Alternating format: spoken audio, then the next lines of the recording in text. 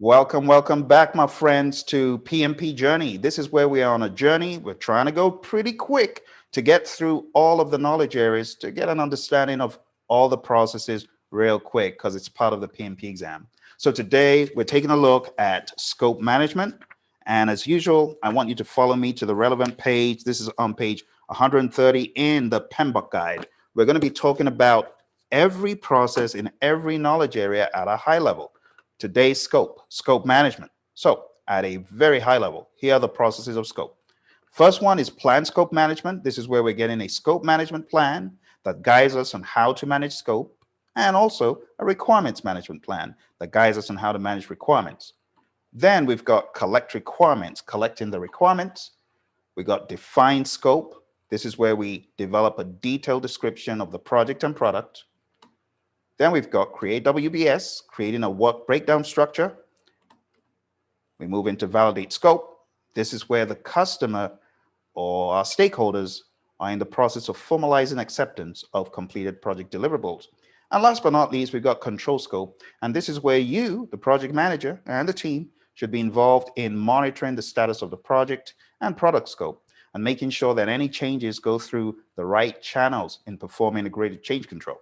So let's take a look at the major outputs. Major outputs that we get from the first process, scope management plan and requirements management plan. Taking a look at the second process, I hope you're there on page 130. The major outputs, I'm not going through all of them, just the major ones, requirements traceability matrix and requirements documentation. Third one, project scope statement is the output of defined scope. The fourth one usually throws folks for a loop because it doesn't read WBS as the output. It reads scope baseline.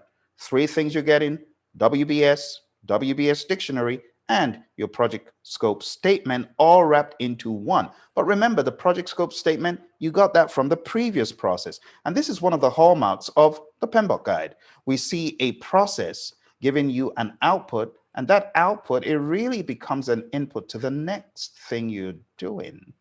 And that is a very important hallmark of the PMBOK guide, not for every single process, but for a whole lot of processes within the same knowledge area. Going to validate scope, the major output is accepted deliverables, which means your customer has accepted them. And lastly, we have from control scope, just as I mentioned here, work performance information. So on the exam, you're not going to be tested. What is an output of this? No, that's too easy. They're going to dress it up. They're going to camouflage it. They're going to bury a lot of these names in a lot of language. So you may not get a question saying, in the process of collect requirements, what do you get? No, you could say, for example, you're a project manager and you're in the process of eliciting requirements from stakeholders.